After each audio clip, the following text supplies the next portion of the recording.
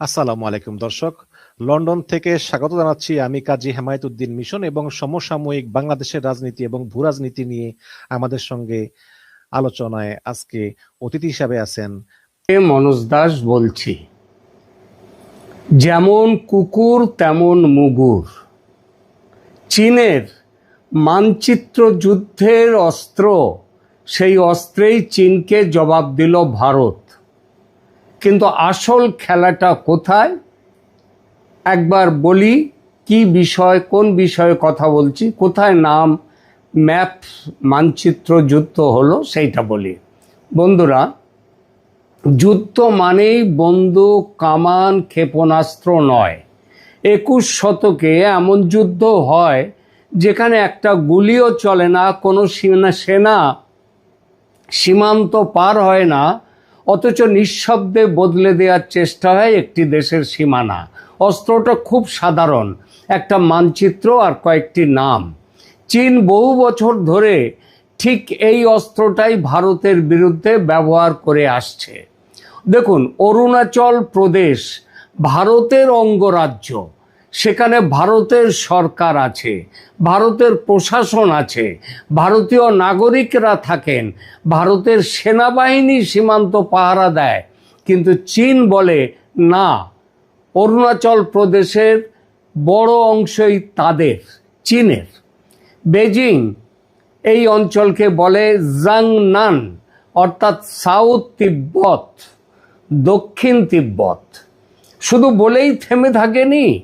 অরুণাচলের ভারতীয় জায়গাগুলো, যে অরুণাচলের যে ভারতের মধ্যে রয়েছে যে রাজ্য, তার জায়গাগুলোর নাম পাল্টে নিজেদের মতো চীনা নাম দিয়ে সরকারি তালিকা পর্যন্ত প্রকাশ করেছে বেজিং এটা, এবং সেটা সারা পৃথিবীময় ছড়িয়ে দিয়েছে। ভারত এতদিন শুধু করত কি, ওরা নাম পাল্টে দেয়, নাম দিয়ে দেয় ভারতের জায়গার চীনা নাম, আর ভারত বারবার প্রতিবাদ করে। ওরা আবার নাম দেয়, ভারত প্রতিবাদ করে, আবার নাম দিল চীন, ভারত প্রতিবাদ করে। এবং এইবার শুধু করছে, ভারত এতদিন ভদ্র ভাষায় বলতো আপনি আমার বাড়ির নাম পাল্টে দিলেই বাড়িটা আপনার হয়ে যায় না। চীন থামেনি, থামার কথাও নয় চীনের।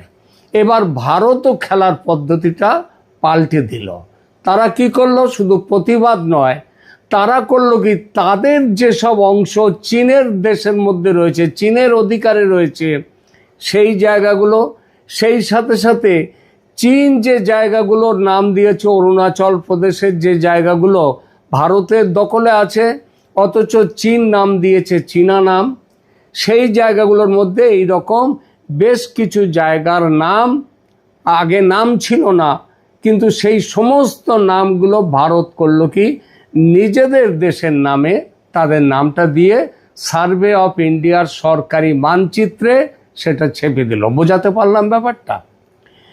অর্থাৎ ভারতের মধ্যে অরুণাচল প্রদেশের যেসব জায়গা, যে জায়গাগুলোর নাম চীন করত কি তাদের মতো করে দিয়ে রাখত, ভারত করলো কি সেই জায়গাগুলোর নাম নিজেদের মতো করে দিয়ে দিল, দিয়ে মানচিত্রে সেইগুলো সার্ভে অফ ইন্ডিয়ার মানচিত্রে প্রকাশ করে দিল। শুধু সেই জায়গাগুলোই নয়, চীনের দখলে আছে, অথচ ভারত তাদেরকে নিজেদের জায়গা মনে করে, এমন জায়গাও পর্যন্ত ভারত তাদের নাম ভারত নাম দিয়েছে।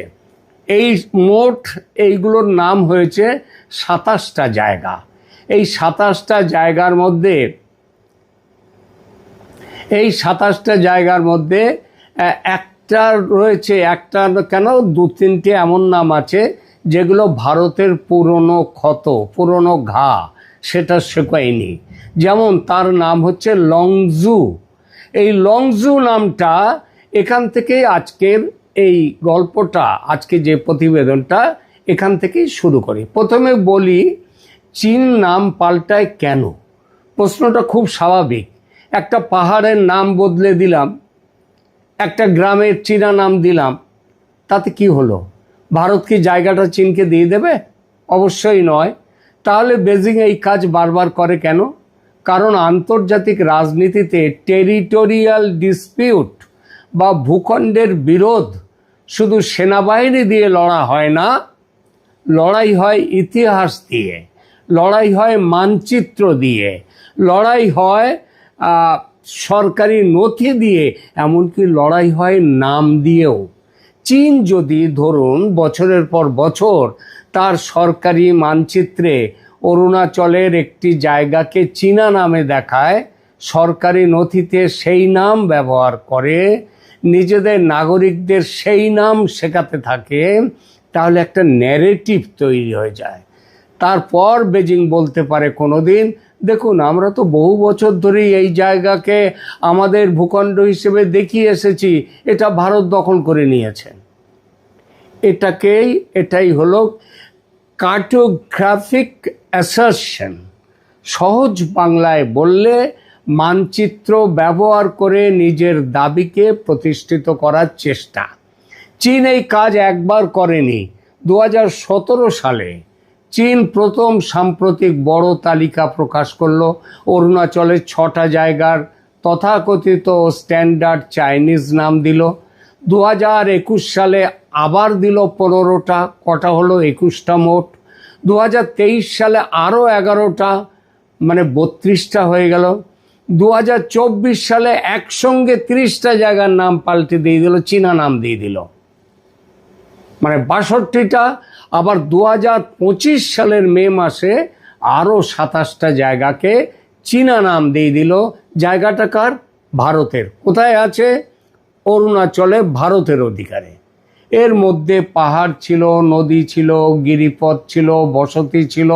অর্থাৎ এটা কোনো হঠাৎ ঘটে যাওয়া ঘটনা নয়, এটা একটা ধারাবাহিক স্ট্র্যাটেজি চীনের। চীন অরুণাচল প্রদেশের প্রায় 90,000 বর্গ কিলোমিটার এলাকা নিজেদের দাবি করে এবং এই অঞ্চলটিকে তারা বলে সাউথ টিবেট বা দক্ষিণ তিব্বত। ভারত প্রতিবার সেই দাবি প্রত্যাখ্যান করেছে। ভারতের বক্তব্য খুব পরিষ্কার, অরুণাচল প্রদেশ ভারতের অবিচ্ছেদ্য অংশ, নাম পাল্টালে বাস্তবতা পাল্টায় না।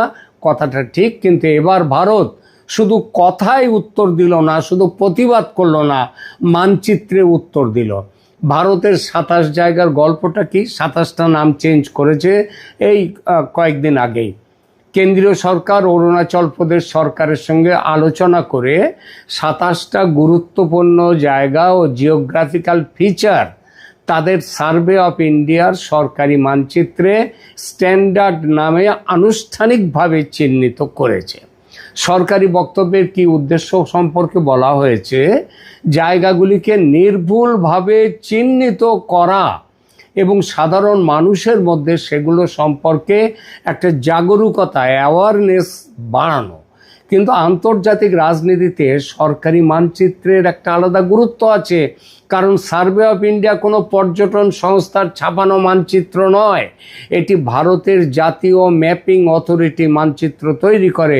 অর্থাৎ ভারত তার অফিসিয়াল কার্টোগ্রাফিতে বলছে আমাদের টেরিটরি সম্পর্কে আমাদের সরকারি অবস্থান এটাই। কিন্তু আবার বললাম, এই সবের বাইরেও একটা আকর্ষণীয় একটি চরিত্র আছে, সেই চরিত্রটার নাম লংজু। এই লংজু 1959 সালে ফিরে যায়। ভারত চীন যুদ্ধ কবে হয়েছিল? 62 সালে। তারও 3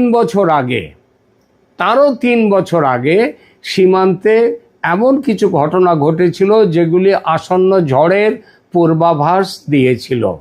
আমাদের প্রধানমন্ত্রী মাননীয় জওহরলাল নেহেরু, তিনি সেই পূর্বাভাসকে পাত্তাই দেননি। তিনি তখনও হিন্দি চীনি ভাই ভাই করছেন। এবং 1959 সালে কি হয়েছিল? এই লংজুতে একটা বড় ঘটনা ঘটেছিল। লংজু হচ্ছে বর্তমান যে অরুণাচল প্রদেশ, তার আপার সুবনশিরি সেক্টরের কাছে, এবং সেটা কিন্তু 1959 সালের ওই চীন দখল করে নেওয়ার আগে পর্যন্ত সেটা ভারতের ছিল, ভারতের ভূখণ্ড।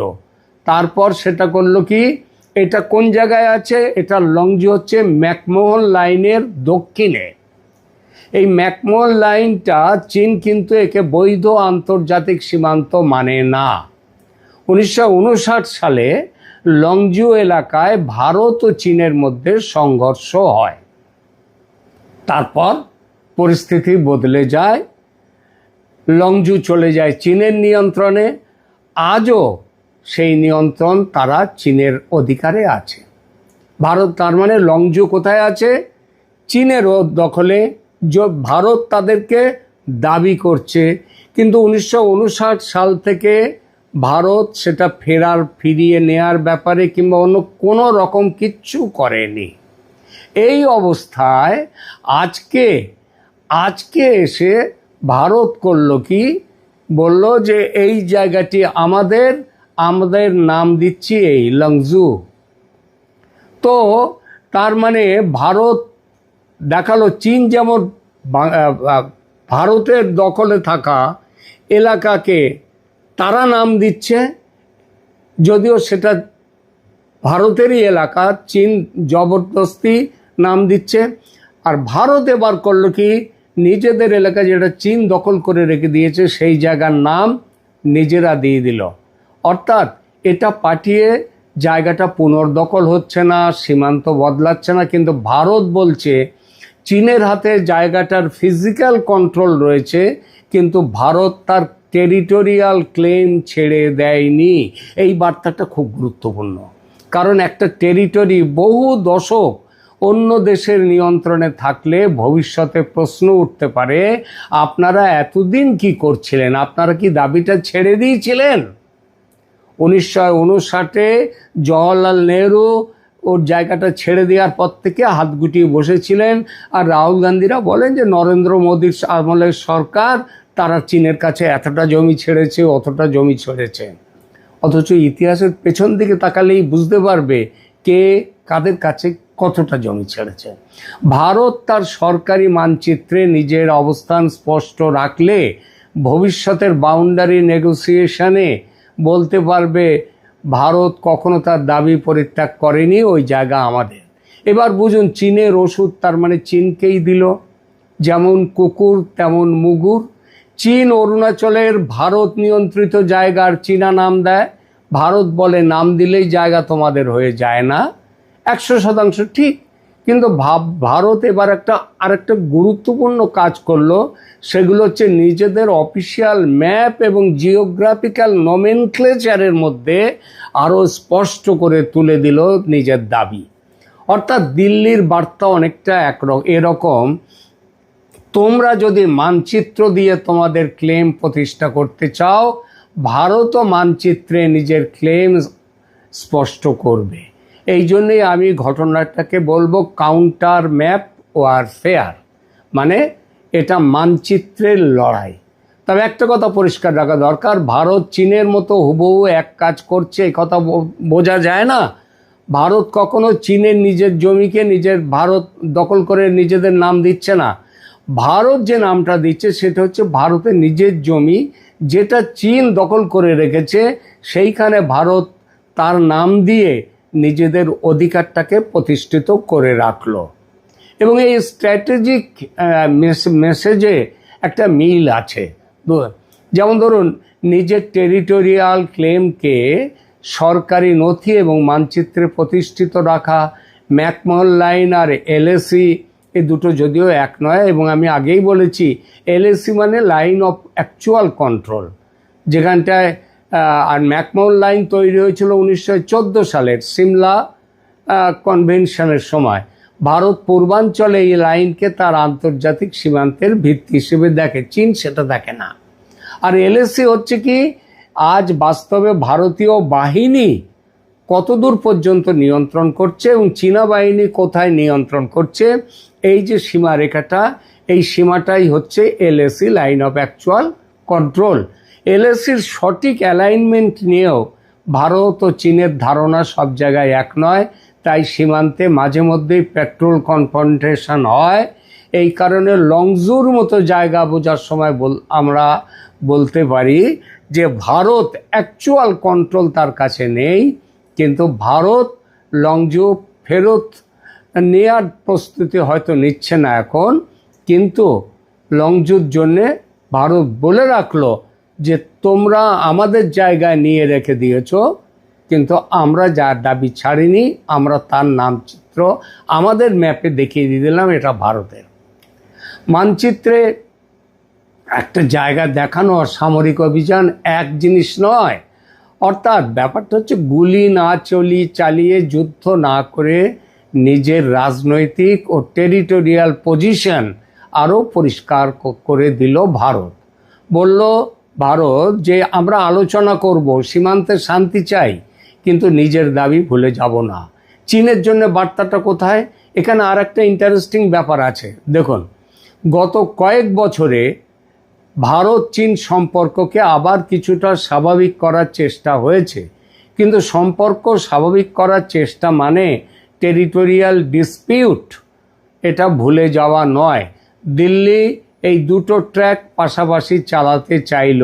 একদিকে ডিপ্লোম্যাটিক এনগেজমেন্ট, ব্যবসা করব ইত্যাদি সব কিছুই ঠিক আছে, অন্যদিকে টেরিটোরিয়াল অ্যাসারশন, অর্থাৎ কথা হবে, ব্যবসা হবে, সম্পর্ক স্বাভাবিক করার চেষ্টা হবে, কিন্তু অরুণাচল নিয়ে ভারতের অফিসিয়াল পজিশন নরম হবে না। এর বাস্তব লাভটা কী তাহলে? কেউ প্রশ্ন করতেই পারেন, মানচিত্রে নাম লিখে কী লাভ? চীনের সেনা কি সরে যাবেন না? লংজু কি আগামীকাল ভারতের হাতে চলে আসবেন না? তাহলে লাভটা কোথায়? লাভ চারটি। প্রথমত, ভারতের ক্লেমের ডকুমেন্টারি একটা এভিডেন্স থাকলো, কন্টিনিউটি থাকলো। দ্বিতীয়ত, ভবিষ্যতের বাউন্ডারি নেগোসিয়েশনে ভারতের অবস্থান স্পষ্ট করে রাখা হলো। তৃতীয়ত, চীনের একতরফা এই মানচিত্র প্রোপাগ্যান্ডা এইটার আনকন্টেস্টেড থাকলো না, অর্থাৎ ভারতও নেমে পড়লো ওই একই খেলায়। আর চতুর্থত, নিজের নাগরিকদের কাছে ভারত পরিষ্কার করে দিল কোন টেরিটরি সম্পর্কে ভারতের অফিসিয়াল পজিশন কি। সুতরাং এইগুলোই হচ্ছে সব থেকে বড় জিনিস। এইবার 1 ইঞ্চি মানে এখান থেকে আর একটা জিনিস আমরা দেখি, সেটা হচ্ছে মানচিত্রে লড়াই যেমন সভারেন্টি রক্ষার অস্ত্র, তেমনি ডিপ্লোমেসির জন্যও কখনো কখনো বোঝাও হয়ে ওঠে। বন্ধুরা, লংজুর গল্পটা আমাদের একটা খুব বড় শিক্ষা দেয়। 1959 সালে যেখানে ভারত চীন সংঘর্ষ হয়েছিল, 1962 যুদ্ধের এত দশক পরেও সেই জায়গার প্রশ্ন শেষ হয়নি।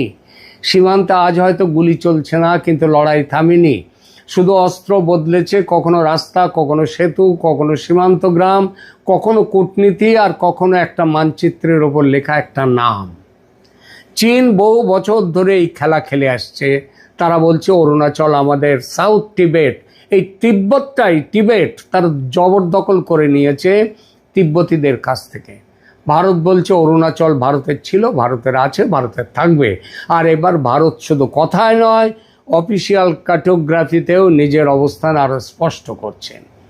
এখন এই যে টোটাল জায়গাগুলো, এইখানটায় একটা জিনিস সেখানটায় বলতে হবে যে চীন ভবিষ্যতে, আজকে না হয় চীন দ্বিতীয় শক্তি সামরিক, আর্থিক সব দিক দিয়েই দ্বিতীয় শক্তি। ভারত 3 নম্বরে আছে, আর্থিক দিক দিয়ে ইত্যাদি দিকে 3 নম্বর, তার নিচে আছে। এমন দিন তো আসতে পারে, আজ থেকে 10 বছর, 15 বছর, 20 বছর পরে, যখন চীনকে ছাপিয়ে ওপরে উঠতে পারে ভারত সব দিক দিয়ে। সুতরাং সেই দিনের জন্যে আগের থেকেই রাস্তা তৈরি করা হচ্ছে এবং সেটা করে রাখলো ভারত। এখনকার মতো এখানেই রাখছি। ভালো থাকবেন, ধন্যবাদ।